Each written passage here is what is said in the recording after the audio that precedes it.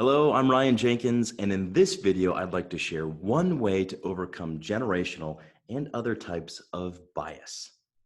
Did you know that 52% of workers say they're least likely to get along with someone from another generation?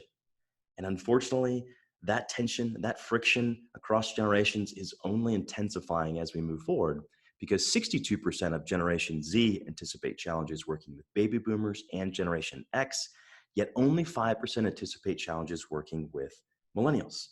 So it's very clear here, the data is very clear that there's a gap, a specific generational gap. And so today I want to share one tip on how we can overcome some of our generational bias that we see played out right in front of us and how we can close that generational gap. So let's talk about our generational bias. We all have them, whether you know it or not. For most of us, it's unconscious and it's running in the background, but we all have them. So I want to give you a solution on how to overcome this bias. But first, let's take a look at the quote from Abraham Lincoln, who once said, "I don't like that man. I must get to know him better." What a powerful quote, especially looking through the lens of generational bias. Now, you know this to be true. There is a wealth of information today, but there is a poverty of understanding.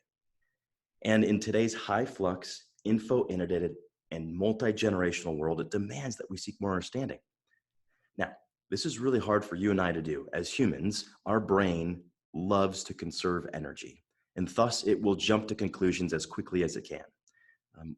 Oftentimes, this is known as the confirmation bias. If we see something in the world that confirms an existing belief, we latch onto it very quickly.